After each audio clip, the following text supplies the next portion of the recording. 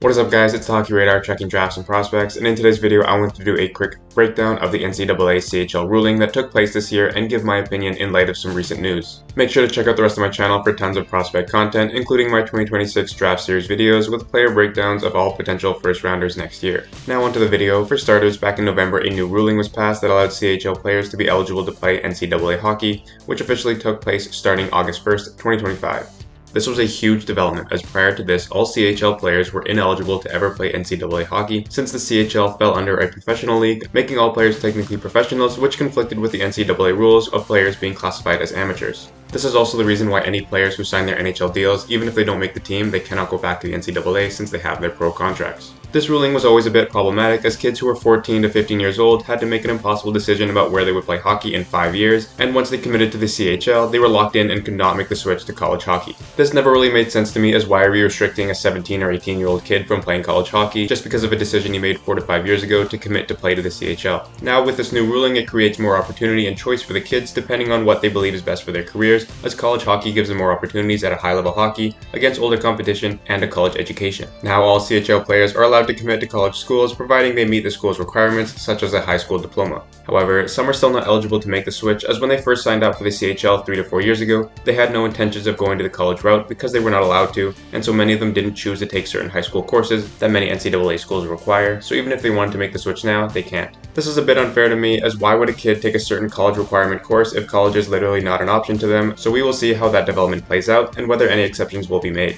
Now in terms of what this ruling means for the NCAA, it's a goldmine. They can now target a much bigger pool of kids in their recruiting, as 61 CHL teams filled with some of the game's next future stars are now all eligible to be recruited by NCAA schools. They can now go after the next Connor Bedards and Connor McDavids, players who they couldn't approach before now have full eligibility, and we are starting to see this already with Gavin McKenna's move to Penn State. Every now and then we used to see a handful of college kids be drafted early and have good careers, but now it seems almost inevitable that every year we will have several NCAA players get drafted and become stars in this league. NCAA teams also have a huge advantage when it comes to persuading a kid to leave his junior team and come to college hockey, as they have educational benefits like scholarships and courses, state-of-the-art facilities like rinks, gyms, video rooms, eating areas, everything that a 17 to 18-year-old kid could possibly need to chase their hockey dream, and on top of all this, for their top-tier recruits, colleges can now offer NIL money to their athletes. These facilities are unmatched compared to what some CHL teams have, and the money they can offer is significantly greater than the stipends that players get in the CHL. Just think of what this means for the kids. They can now have all the resources they could possibly need to reach their 18-year-old peaks and potentially become better hockey players than what they would have been if they stayed in the CHL.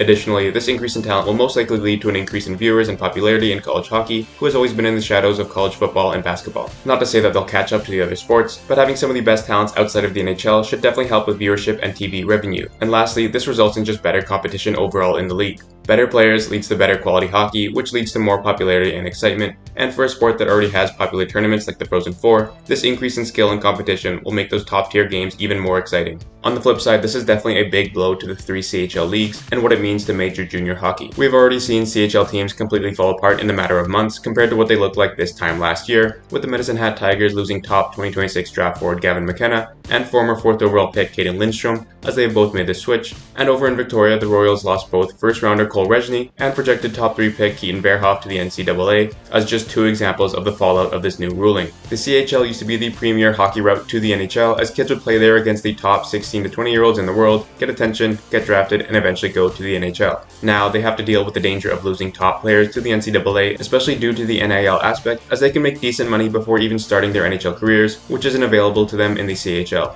Many of the teams often rely on 1 or 2 top players to bring popularity and notoriety to their team and city, and now losing these players before they can reach their potential in their 18 to 19-year-old years, these teams now lose this benefit, and going to see CHL games may not be as attractive as before. To stay alive, I think they basically have to pivot and shape themselves into a feeder league that develops future NCAA players and sends them to college hockey when they are 17 or 18. This is the only realistic option to market themselves to the young future players to still appear as an attractive league to play for at least a couple of years. The CHL should start telling 14 and 15-year-olds that the best option for them to develop is to play 2 years in the CHL, and when they are ready, the CHL will help send them off to college to continue their development. This way, the CHL still seems like a valuable pit stop in future NHLers' paths, without losing out to some of the other options like the USHL or BCHL. And in saying this, I think there should be some sort of compensation for the CHL teams who are now losing 1 to 2 years of profit off of their best players, and maybe we could see some sort of partnerships between CHL and NCAA teams to plan to send their kids off to the same teams when they are ready, sort of like a farm system.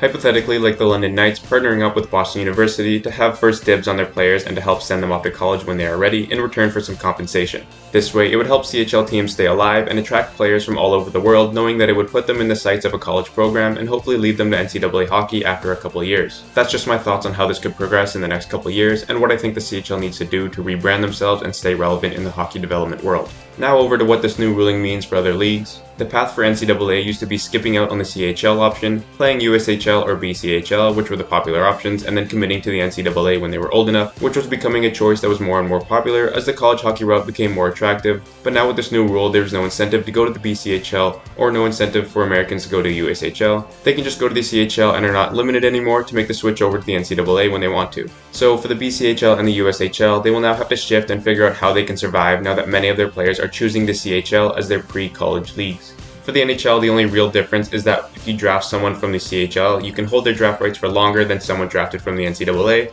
So if more and more kids are going to the NCAA before getting drafted, we could see more and more go unsigned and become free agents. But on a positive note, players drafted from the NCAA can be sent directly to the AHL after signing, when on the other hand, CHL players usually have to go back to the CHL depending on their age. So with more players in the NCAA, NHL teams can draft and sign them to get them to the AHL earlier and have them in their organization and under their development plan and control earlier than if they came over from the CHL. Overall, my thoughts on this ruling is that I am all for the increased freedom and choice that it gives players, and that they are no longer being limited by a decision to play CHL or NCAA that they made when they were 15 years old. Maybe kids didn't have all the information when they made their decision, or maybe their situations have changed since they made the decision, and so I'm glad to see that they can move to the NCAA from the CHL, or vice versa with the passing of this new rule. Especially if a player is not in an ideal CHL situation, they can go to the NCAA to get different opportunities and exposure, and maybe a development plan that is more suited to them as a player. Like I said, they can get access to much better training facilities in the NCAA, and not just the gyms, but the practice facilities, the education, the coaching, the nutrition, and the equipment. I'm really interested to see kids play some competitive hockey in the CHL as 16 and 17-year-olds, and then switch over to the NCAA where they can have everything they need to reach their 18 and 19-year-old peaks.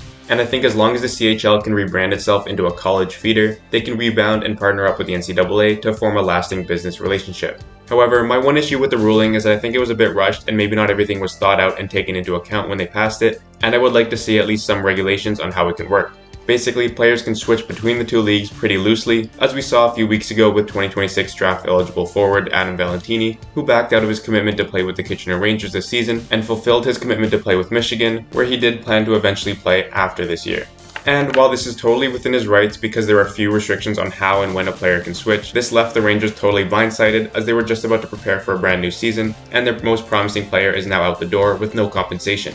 Additionally, if players in college are not enjoying their first few weeks, they can switch back to the CHL, which would cause the NCAA to lose a promising player mid-season. I just think there needs to be some sort of restrictions, whether it's a certain date that they have to switch by and cannot change their mind after, or if there should be a certain amount of times that they can switch back and forth, and also whether a team gaining the player should have to pay some sort of compensation, or whether the player should face consequences for switching mid-season, like sitting out for a portion of the year. Obviously a lot to think about, and while I am glad to see players getting more freedom and options, I think the lack of rules gives them a bit too much ability, and this needs to be honed in a bit, at least to make it fair for the teams losing out on these top players. In conclusion, there are obviously huge implications for many different leagues, not just the two that are directly involved, and while I think this has potential to be really beneficial for the players and reshape the way people approach the development path in hockey, I think it still needs to be refined to a point where they are not completely leaving the teams and organizations behind, and still allowing them to benefit somewhat off the players to allow them to run their business. Let me know what you guys think and whether you agree or disagree with me. Like and subscribe and check out the rest of my channel for all your prospect content, and stay tuned for more to come soon.